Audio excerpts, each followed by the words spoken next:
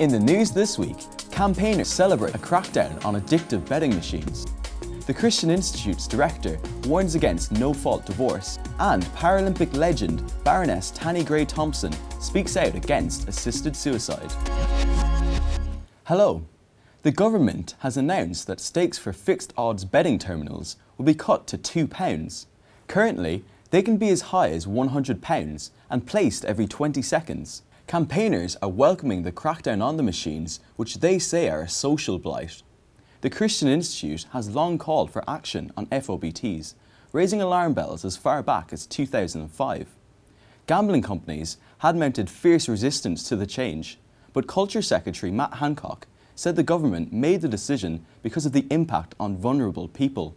Ultimately, it comes down to a judgment of whether we think that the £1.8 billion that is transferred from some of the most vulnerable people in the country into the gambling industry through these machines, whether we think that is right or not.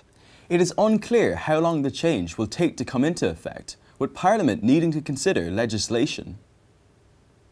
Supreme Court judges have called for no-fault divorce when considering the case of a woman who wants to divorce her husband of 40 years.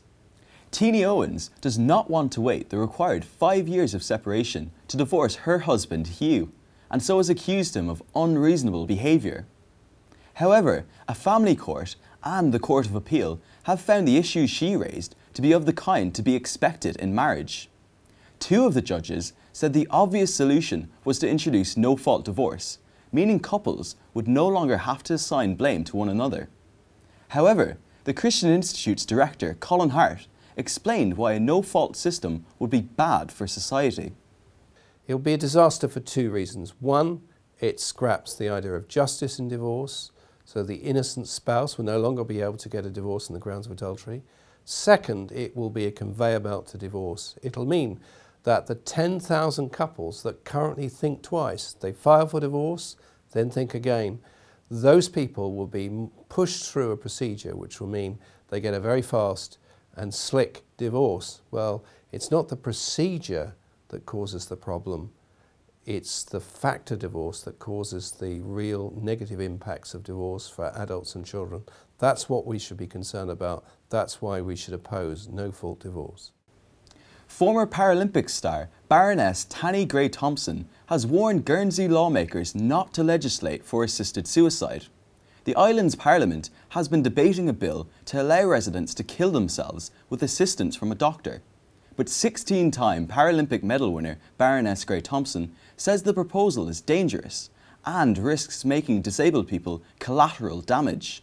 The simple truth is that there's no way for any law introducing assisted suicide to be made airtight.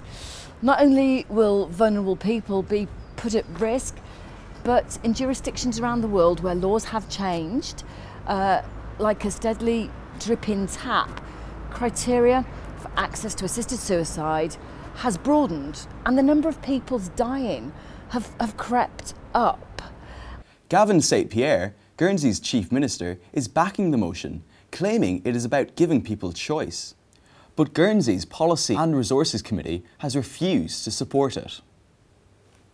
And finally, free speech campaigners have slammed Ealing Council's decision to introduce the UK's first abortion clinic buffer zone.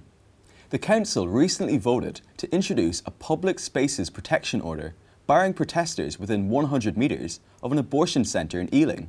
In a letter to The Times, the campaigners said that the order fails to distinguish between activities causing objective harm and activities with which people disagree. While stating their support for abortion, they added that they also want to defend the right to protest and freedom of expression. We believe that this goes against long-standing principles of common law and human rights law, as well as the statutory guidance on PSPOs. Well, that's all for this week. For regular updates and information on all of our stories, plus much more, visit our website at christian.org.uk. Until next time, goodbye.